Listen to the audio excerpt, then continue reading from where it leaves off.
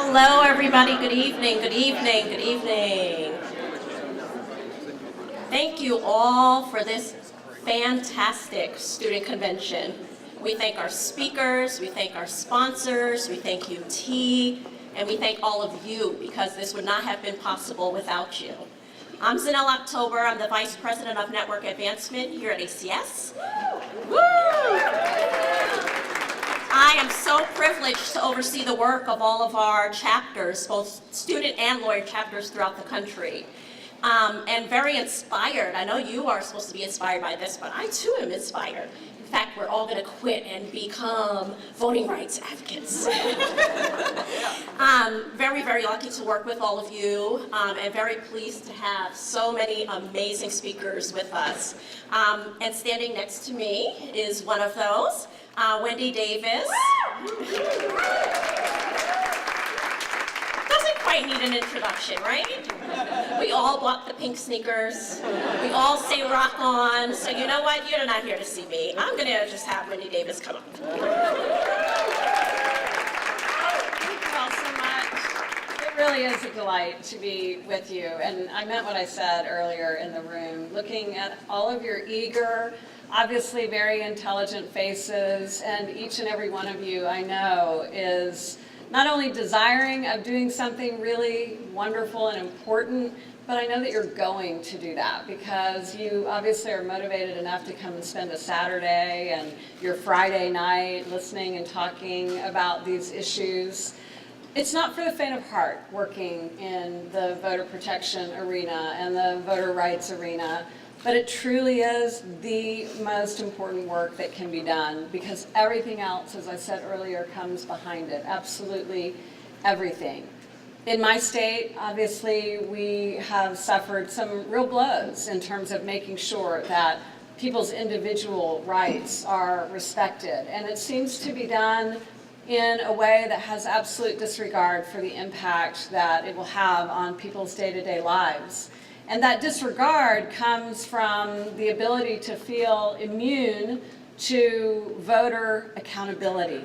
And when redistricting is used, as it's been used in states like Texas, that immunity essentially does exist. We create districts where people no longer have the ability and the opportunity to hold their elected officials accountable to doing things that are going to have a devastating impact on their day-to-day personal lives, their education, their health and safety.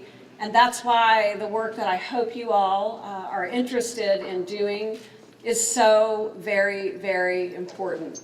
There are a lot of people counting on us to make sure that ultimately their voices are restored.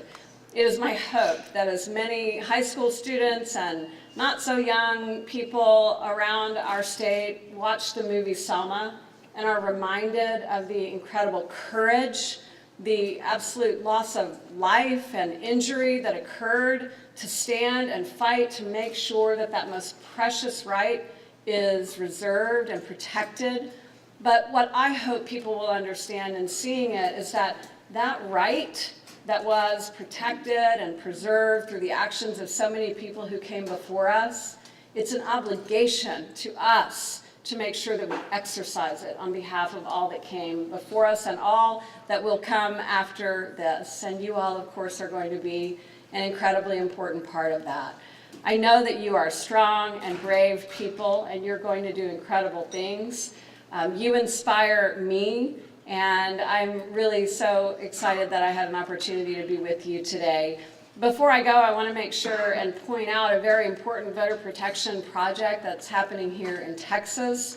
We started it as a part of my gubernatorial campaign. Mimi Marziano, who's right over here, is the head of this project. It was run in coordination with Battleground Texas and my campaign during the 2014 election cycle. They just published a really important report about some of the incidents that occurred in the 2014 election.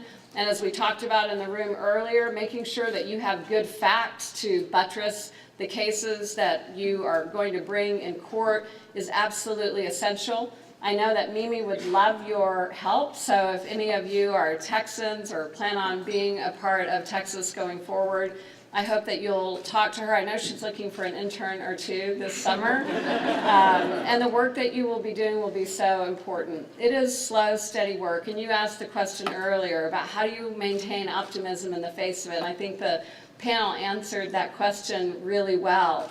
But even when we don't feel optimistic, we cannot give up in the face of what we know is going to be a tough fight, because clearly the bad guys win when we do that. So go forward, be strong, fight hard, and we are going to see a change in what's happening in the landscape, not only of Texas, but elsewhere in the country. Thank you all very, very much.